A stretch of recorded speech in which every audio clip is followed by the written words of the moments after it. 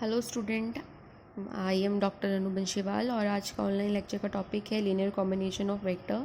और इससे अर्लियर जो ऑनलाइन लेक्चर्स है उसके अंदर हमने वेक्टर स्पेस की डेफिनेशन, उसके एग्जांपल्स और कुछ अनसॉल्व प्रॉब्लम्स की थी और वेक्टर सब स्पेस की डेफिनेशन, उससे रिलेटेड कुछ थ्योरम्स हमने स्टडी की थी।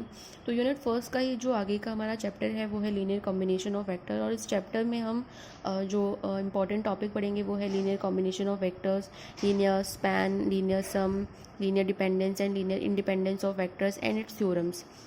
तो सबसे जो पहला टॉपिक है लीनियर कॉम्बिनेशन ऑफ वेक्टर्स, उसकी डेफिनेशन हम देखते हैं कि क्या होती है। माना वी एफ हमारे पास में क्या है, एक वेक्टर स्पेस है और alpha one alpha two alpha n जो है हमने वी से कुछ वेक्टर्स लिए हैं और A one A two A N F से हमने कुछ स्केलर्स लिए हैं। अब अगर हम इन स्केलर्स और इन वेक्टर को इस फॉर्म में लिखें, A one alpha one, A two alpha two और इनका sum plus A N alpha N, और इसी फॉर्म को अगर हम चाहें तो समीशन फॉर्म में ऐसे भी लिख सकते हैं, I equals to 1 to n A I alpha I. तो ये जो फॉर्म होती है ये हमारे पास में क्या कहलाती है, लीनियर कॉम्बिनेशन कहलाती है स्केलर्स और वेक्टर्स का।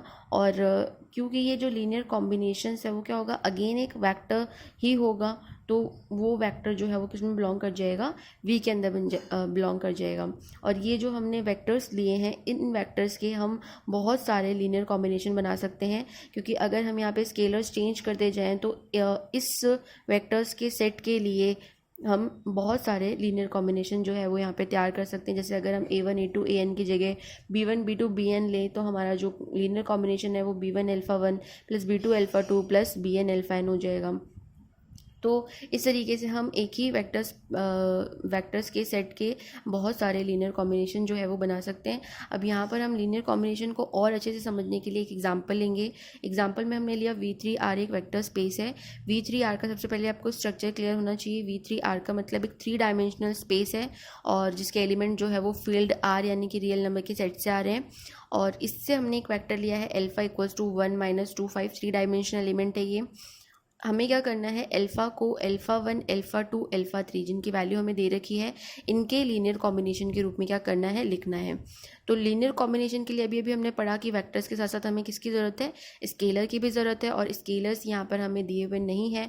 तो सबसे पहले हम क्या करेंगे, A B C 3 scalar consider करेंगे, किससे, हमारे रियल नंबर के सेट से। और उसके बाद हम क्या करेंगे, अल्फ़ा को इन स्केलर्स और इन वेक्टर्स की लीनियर कॉम्बिनेशन की फॉर्म में लिखेंगे। तो alpha equals to A into alpha one plus B into alpha two plus C into alpha three. यहाँ पर alpha one alpha two alpha three की वैल्यू पुट कर देंगे।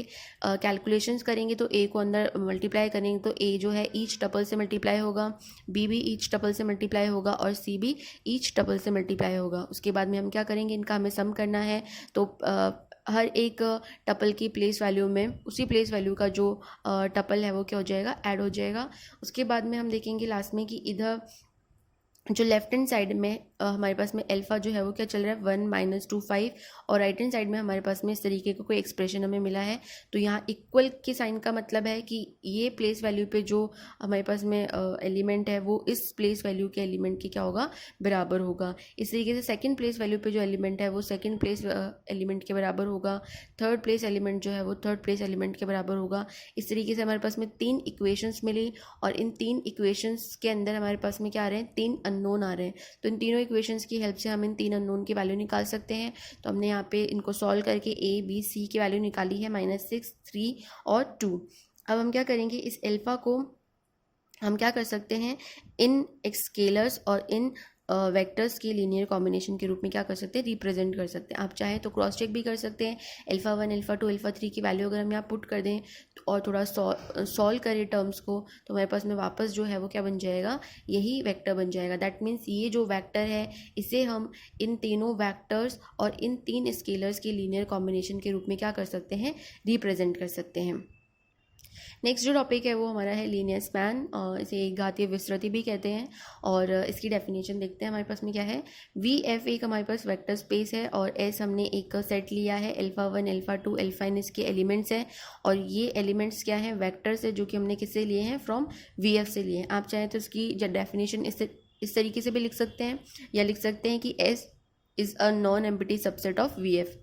अगर S non empty subset of V F होगा तो उसके element भी क्या होंगे, हमारे पास में वेक्टर होंगे।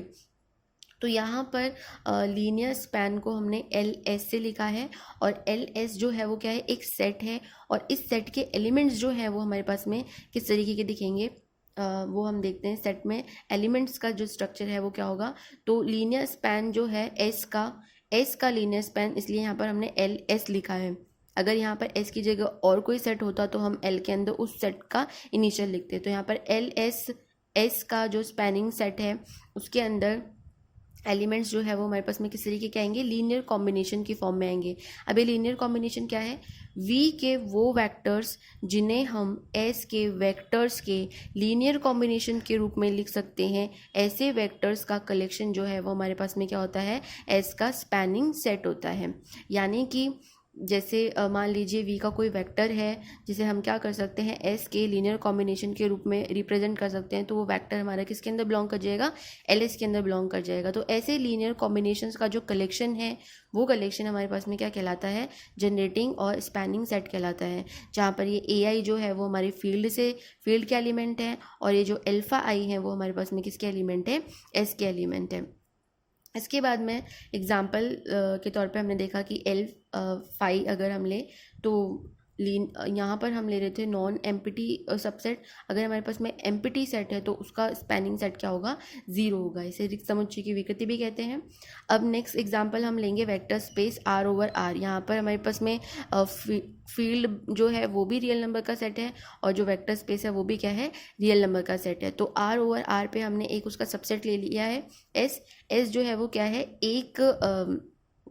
एक सिंगलटन सेट है जिसके अंदर एक एलिमेंट आ रहा है अल्फा, और ये अल्फा जो एलिमेंट है वो 0 नहीं है, 0 के अलावा ये कुछ भी हो सकता है। और ये अल्फा किस में बिलोंग करेगा, आर से लिया गया है, आर में बिलोंग करेगा। आर जो है वो हमारे पास में वेक्टर का सेट है यहाँ पर।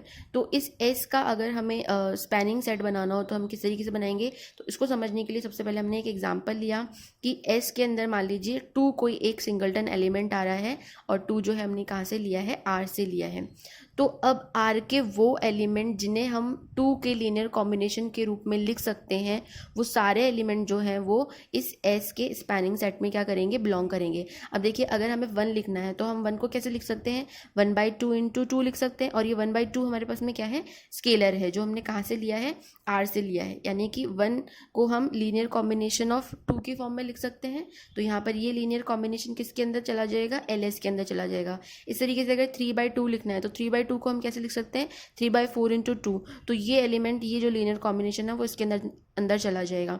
इस तरीके से हम इनफाइनाइट लीनियर कॉम्बिनेशन बना सकते हैं 2 की हेल्प से, जहाँ पर आगे जो आने वाला एलिमेंट है वो हमारा क्या है, स्केलर है, और ये स्केलर हमने कहाँ से लिया है, आर से। तो अगर इसको हम जनरलाइज फॉर्म में लिखें तो हम क्या लिख सकते हैं कि एल एस के अंदर हमारे पास में ए अल्फा टाइप के एलिमेंट आ रहे हैं, जहाँ पर ए जो है वो हमारा आर का एलिमेंट है, और अल्फा जो है वो हमारे पास में किसका एलिमेंट है, एस का एलिमेंट है। तो एस का जो स्पैनिंग सेट है वो हमारे पास में क्या हो जाएगा, जितने भी लीनियर कॉम्बिनेशन है जिन्हें हम अल्फा का यूज़ करके ये लीनियर कॉम्बिनेशन बनाएंगे, तो ऐसे लीनियर कॉम्बिनेशन का जो कलेक्शन है वो हमारे पास में क्या आ जाएगा, एल एस आ जाएगा। इसी तरीके से हम एक अनदर एग्जांपल देखते हैं कि अगर हमारे पास में एस के अंदर इस तरीके का कोई एलिमेंट है 1 0 0, और ये जो एलिमेंट है ये हमारा लिया गया है V3R से। अगेन V3R सेट आपको क्लियर होना चाहिए कि 3 डायमेंशनल सेट है, और ये कहाँ से लिया गया है, इसके एलिमेंट्स जो है वो कहाँ से आएंगे, आर से, रियल नंबर सिस्टम से आएंगे, जो यहाँ पे फील्ड की तरह भी काम कर रहा है। तो हमें क्या करना है, इस एस का स्पैनिंग सेट निकालना है, एल एस। तो इसे अभी मैं ब्लैंक छोड़ रही हूँ। सबसे पहले हम स्ट्रक्चर समझते हैं दोनों सेट्स का। तो V3R जो है वो वहाँ पर हमारे पास में कुछ 3 डायमेंशनल एलिमेंट्स का सेट होगा ABC, जहाँ पर ABC जो है वो हमारे R से लिए गए हैं। तो इस सेट का स्ट्रक्चर जो है, अगर हम इसको थोड़ा सा स्पैन करके देखें या इसमें ABC की वैल्यू पुट करके देखें, तो ये सेट जो है हमारे पास में किस तरीके का दिखेगा। अगर हम ABC की जगह 1 2 1 ले लें, अगर हम 1 3 -1 ले लें, अगर 2 0 0 ले लें, 1/2 1 0 ले लें, इस तरीके से सो ऑन हम इनफाइनाइट एलिमेंट जो है वो V3R के अंदर बना सकते हैं with the help of real number system. तो अब हमें देखना है कि V3R के ऐसे कौन से एलिमेंट्स हैं जिन्हें हम S के लीनियर कॉम्बिनेशन के रूप में लिख सकते हैं। अब हमें ध्यान रखना है कि एस जो है सिर्फ फर्स्ट टपल में 1 दे सकते हैं, बाकी इसके जो दोनों एलिमेंट हैं, जो दोनों टपल हैं, वो क्या है, 0 हैं। तो ऐसे एलिमेंट जिनके लास्ट 2 टपल 0 हैं उन्हें हम क्या कर सकते हैं, एस की फॉर्म में जनरेट कर सकते हैं। तो यहाँ देखिए 2 0 0 है, इसको हम कैसे लिख सकते हैं, 2 × 1 0 0, यानी कि हम इस 2 0 0 को एस के वेक्टर के लीनियर कॉम्बिनेशन की फॉर्म में लिख सकते हैं। इस तरीके से 4 0 0 को भी लिख सकते हैं, 1/2 0 0 को भी लिख सकते हैं। तो इस तरीके के बहुत सारे एलिमेंट्स हैं जिन्हें हम इस 1 0 0 के लीनियर कॉम्बिनेशन के रूप में लिख सकते हैं। तो ऐसे एलिमेंट्स का हमने क्या ले लिया, एक कलेक्शन ले लिया, और जैसे इसमें ये 3 एलिमेंट दिखाए गए हैं वैसे इसमें इनफाइनाइट एलिमेंट्स बन सकते हैं। और इस जो सेट है इसका जनरलाइज फॉर्म जो है वो हम इस तरीके से लिख सकते हैं, a × 1 0 0, जहाँ पर a जो है वो किससे लिया गया है, r से लिया गया है। और इसको और अगर सिंप्लीफाई करें तो a 0 0 एस के स्पैनिंग सेट में किस तरीके के एलिमेंट आएंगे, a 0 0, जहाँ पर a जो है वो कहाँ से लिया गया है, r से, यानी कि ऐसे एलिमेंट जिनके लास्ट 2 टपल 0 हो और फर्स्ट जो एलिमेंट है वो कहाँ से आ रहा है, r से आ रहा है। ऐसे सारे एलिमेंट्स का सेट जो है वो हमारा किस में बिलोंग करेगा, एस के स्पैनिंग सेट के अंदर बिलोंग कर जाएगा। इसी तरीके से अगर हम और एग्जांपल्स देखें तो एस हमने एक ऐसा सेट लिया है जिसके अंदर 1 0 0 0 1 0 टाइप का कोई एलिमेंट आ रहा है, और ये जो सेट है एस ये है हमारा subset of V3R। V3R again हमारा कैसा स्ट्रक्चर होगा, 3 डायमेंशनल एलिमेंट्स का सेट होगा, जिसके एलिमेंट हैं वो कहाँ से आएंगे, रियल नंबर सेट से आएंगे। तो इसका हमें क्या बनाना है, स्पैनिंग सेट बनाना है। तो सबसे पहले V3R देख लें, हमारे पास में कुछ इस तरीके का स्ट्रक्चर होगा। अब यहाँ देखिए एस जो है उसमें 2 वेक्टर आ रहे हैं। पहला वेक्टर जो है उसके अंदर पहला एलिमेंट नॉन ज़ीरो है और दूसरे में दूसरा एलिमेंट जो है वो क्या है, नॉन ज़ीरो है। तो अब हम जो है कुछ इस टाइप के एलिमेंट जिनमें पहला और दूसरा एलिमेंट हमारे पास में नॉन ज़ीरो है, उन्हें हम क्या कर सकते हैं, एस के लीनियर कॉम्बिनेशन के रूप में लिख सकते हैं। जैसे मान लीजिए 2 1 0 एक वेक्टर है, उसे हम एस के वेक्टर्स के लीनियर कॉम्बिनेशन के रूप में लिख सकते हैं। अगर हम इसके इस वेक्टर को 2 से मल्टीप्लाई कर दें और इस वाले वेक्टर को 1 से मल्टीप्लाई कर दें तो 2 1 0 जो है वो इन 2 वेक्टर्स के लीनियर कॉम्बिनेशन के रूप में लिखा जा सकता है। इसी तरीके से और भी कई सारे एलिमेंट्स होंगे जिन्हें हम इन 2 वेक्टर्स के लीनियर कॉम्बिनेशन की फॉर्म में लिख सकते हैं। तो यहाँ हमने देखा कि जो एस का स्पैनिंग सेट है उसके अंदर ऐसे एलिमेंट्स होंगे जिनके फर्स्ट 2 टपल्स जो हैं वो हमारे पास में क्या है, नॉन ज़ीरो है, और थर्ड जो एलिमेंट है वो हमारे पास में क्या आ रहा है, टपल जो है वो 0 आ रहा है। और ये ए और बी जो है वो हमने कहाँ से लिए हैं, आर से लिए हैं। ये एलिमेंट भी 0 हो सकते हैं। अगर हम यहाँ पर स्केलर जो है वो क्या ले लें, 0 ले लें, तो यहाँ पर 0 0 भी हम यहाँ बना सकते हैं। तो कहने का मतलब है जो जनरलाइज फॉर्म है एस के स्पैनिंग सेट की वो कुछ उस तरीके की होगी जहाँ पर ए बी और 0 3 इस तरीके के टपल आपको दिखाई देंगे, जिसमें तीसरा एलिमेंट जो है वो मैंडेटरी क्या होगा, हमारे पास में 0 एलिमेंट होगा। नेक्स्ट अगर इसी तरीके के एग्जांपल देखें उसमें हम 3 एलिमेंट अगर इंक्लूड कर लें, 1 0 0 0 1 0 0 0 1, और ये V3R का सबसेट है। तो इस तरीके से हम क्या देखेंगे कि ये जो सेट है एस, ये V3R के प्रत्येक एलिमेंट को क्या कर सकता है, स्पैन कर सकता है। आप कोई भी एलिमेंट उठा लीजिए, आप उसे इन 3 वेक्टर्स की फॉर्म में लिख सकते हैं। अगर आपको सिर्फ फर्स्ट टपल में एलिमेंट चाहिए, बाकी 2 टपल को 0 करना है, तो हम क्या करेंगे कि इस पहले वेक्टर को स्केलर से मल्टीप्लाई कर देंगे, बाकी सबको 0 0 से मल्टीप्लाई करके उसको एक्सपेंड कर सकते हैं। अगर हमारे पास में 2 नॉन ज़ीरो टपल वाला कोई एलिमेंट है तो हम इसमें जो फर्स्ट और सेकंड टपल है उसको स्केलर से मल्टीप्लाई कर देंगे, थर्ड टपल को हम 0 से मल्टीप्लाई कर देंगे। तो इस तरीके के जो एलिमेंट है, वेक्टर्स है, उनको भी हम इन तीनों की फॉर्म में लिख सकते हैं। अगर तीनों टपल आपके पास में नॉन ज़ीरो हैं तो भी आप उस वेक्टर को इन 3 वेक्टर के लीनियर कॉम्बिनेशन की फॉर्म में लिख सकते हैं। इसका मतलब V3R का प्रत्येक एलिमेंट, प्रत्येक वेक्टर जो है वो हम S के लीनियर कॉम्बिनेशन की फॉर्म में लिख सकते हैं। इसका मतलब S का जो स्पैनिंग सेट है उसके अंदर हमारे पास में पूरे के पूरे V3R के एलिमेंट क्या कर जाएंगे, बिलोंग कर जाएंगे। तो स्पैनिंग सेट को समझने के लिए आप अपनी बुक के और भी एग्जांपल्स और क्वेश्चन जो है वो कर सकते हैं। इसकी डेफिनेशन जितनी अच्छी क्लियर होगी उतना ही अच्छा आपका आगे के टॉपिक्स के लिए बेस तैयार होगा। तो यहाँ पर इस लेक्चर के अंदर हमने लीनियर कॉम्बिनेशन की डेफिनेशन पढ़ी और लीनियर स्पैन की डेफिनेशन पढ़ी। ये जो ये जो वीडियो है वो आपको कॉलेज का जो यूट्यूब हैंडल है उसके अंदर प्लेलिस्ट ऑप्शन में BSc part 3rd year maths के अंदर मिलेगा। वहाँ आप इस वीडियो को देख सकते हैं। अगर इस वीडियो से रिलेटेड कोई भी क्वेरी आपकी है तो आप कमेंट बॉक्स में वो क्वेरी जो है वो पूछ सकते हैं। Thank you.